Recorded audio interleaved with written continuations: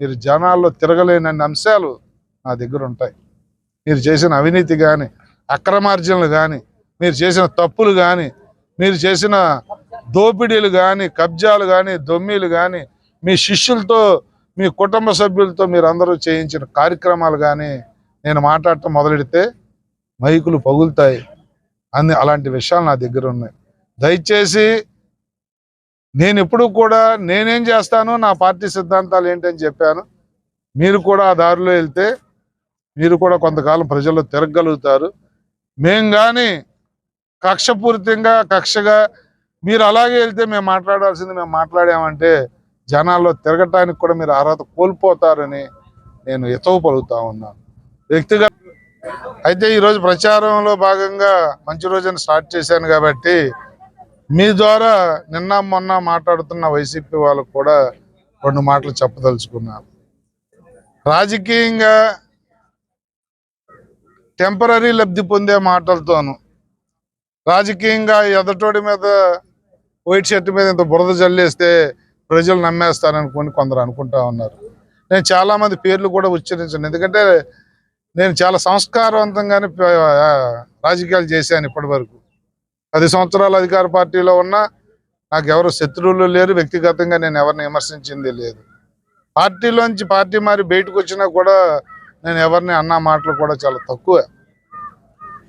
Self respect మీద రాజకీయాలు చేస్తున్నానని చెప్పాను, అదే మాట మీద ఉన్నాను. మరి నిన్న మొన్న కొంతమంది వైసీపీ నాయకులు స్థానికత మీద, పార్టీలు మారటం మీద మాట్లాడారు.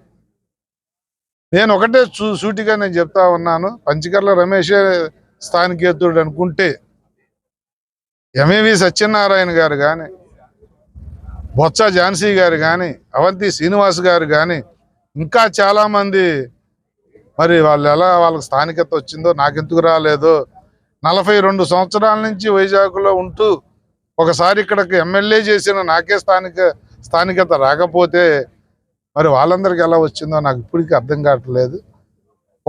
ఎదటోడి మీద షర్టు మీద బురదేస్తే కొంత మన మీద కూడా చిమ్ముతుంది, మన మీద కూడా పడుద్దన్న ఆలోచనతో మాట్లాడాలని చెప్పి నేను ఎతో పలుకుతా ఉన్నాను. రెండో అంశం, పార్టీలు మారారు అన్నారు. నేను మీకు ఒకటే ఛాలెంజ్ చేస్తా ఉన్నాను, పార్టీలు మారటం అనేది అది ఎవరికి కూడా రమేష్తోనే స్టార్ట్ అవ్వలేదు, రమేష్తోనే ఆఖరవ్వలేదు.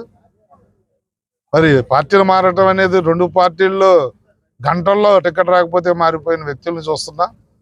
పార్టీలు మారటం మీద మీరు మాట్లాడాల్సినంత హక్కు కానీ, ఆవశ్యకత కానీ, అవసరం కానీ మీకు కూడా లేదు అని చెప్పి నేను అనుకుంటా ఉన్నాను. నేను మీకు ఛాలెంజ్ చేసేది ఒకటే, అభివృద్ధి మీద నాతో మాట్లాడండి, చేసిన మంచి పనుల మీద నాతో మాట్లాడండి, నేను చేసిన అవినీతి ఏమైనా ఉంటే మాట్లాడండి.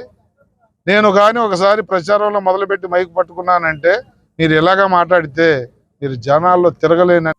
అసలు మీ ఇన్ఛార్జీలు ఎవరు, మిమ్మల్ని నడిపిస్తున్న వాళ్ళు ఏ ప్రాంతం వాళ్ళు, అలా అనుకుంటే అసలు మన ముఖ్యమంత్రులు చేసుకునే వాళ్ళు ఏ ప్రాంతం వాళ్ళు, ఆ స్థానికత అనే దానికి ఏంటి మీరు మాట్లాడేదానికి కొలమానం అని చెప్పి నేను అడుగుతా ఉన్నాను. అంటే ఇదేంటంటే రమేష్ని ఏమీ అనలేక, రమేష్ ఆక్రమదారుడు, భూ కబ్జాదారుడు, లంచగొండి, ఇన్ని వందల కోట్లు సంపాదించేశాడు అనే మాట్లాడటానికి మీకు నా మీద ఏమాత్రం ఇది లేక పసలేని ఆరోపణలు చేస్తూ ఉన్నారు.